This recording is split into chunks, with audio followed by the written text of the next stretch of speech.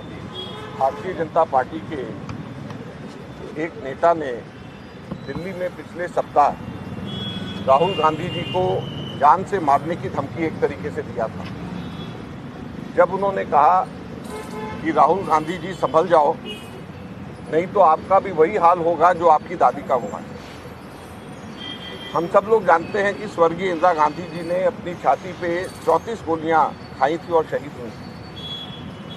हम सब लोग जानते हैं कि राहुल गांधी जी के पिता, जिन्होंने शांति वार्ता शुरुआत करी, इस वजह से उनके जिस्म के चीथड़े उड़ा दिए गए।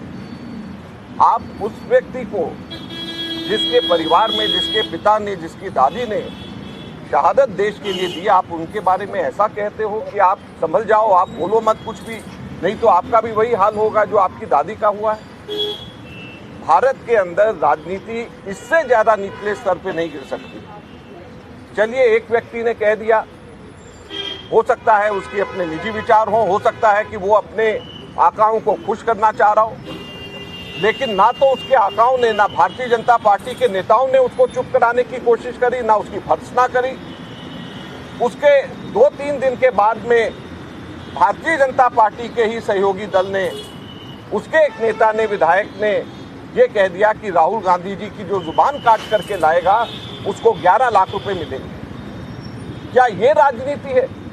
आपको जिसकी बात पसंद नहीं, आपको जिसकी आवाज पसंद नहीं, आपको इसलिए उसकी बात पसंद नहीं, इसलिए उसकी आवाज पसंद नहीं क्योंकि वो अक़लियत की बात करते हैं, माइनॉरिटीज की बात करते हैं, दलितों की बात करते हैं, पिछड़े वर्गों की बात करते हैं, मजदूरों की बात करते हैं, संविधान को बचाने की मांग करते हैं, इसलिए आप कहते हैं कि उनकी जुबान काट लेगा जो उसको 11 लाख मिलेंगे। आपको उसकी आवाज, उसकी बात पसंद नहीं, इसलिए आप कहते हैं कि तुम्हारा भी वही हाल होगा उसी तरीके से जो तुम्हारी दादी का हुआ था।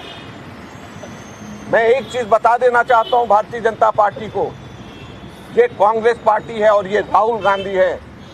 जान से मारने की धमकी से हम लोग किसी भी तरीके से डरने वाले नहीं हैं। यहाँ पे कांग्रेस के लाखों करोड़ों कार्यकर्ता तैयार हैं अपने छाती आगे करके, जान से मारना है हमें मारिए, लेकिन हमारे नेता की आवाज कभी बंद नहीं होगी, हमारे नेता कभी चुप नहीं होंगे।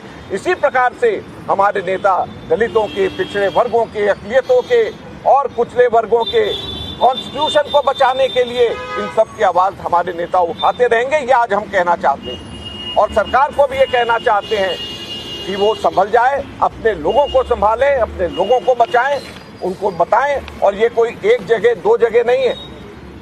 जो व्यक्ति इनको पसंद नहीं आता उसको ये खट से उसको कहते हैं कि ये आतंकवादी है, उसको आतंकवादी ब्रांड कर देते हैं। एक मंत्री भारत सरकार का इसलिए उनको राहुल गांधी जी को आतंकवादी ब्रांड कर दे क्योंकि जो राहुल गांधी बोल रहे हैं वो उनको पसंद नहीं।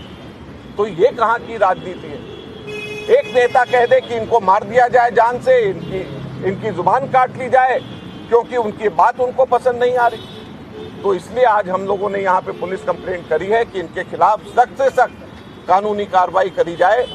आज सरे चौराहे पे बीच में पब्लिक मीटिंग के अंदर अगर कोई व्यक्ति ये कहे कि इनका वही हाल होगा जो इनकी दादी का है, मैं समझता हूँ कि इससे ज़्यादा बड़ा सीधे के सीधे जान से मारने की धमकी कानूनन तौर के ऊपर नहीं हो सकती। इसलिए हम पुलिस को कह रहे हैं कि इस पे कार्रवाई होनी चाहिए और इनके ऊपर एक्शन लिया जाना चाहिए।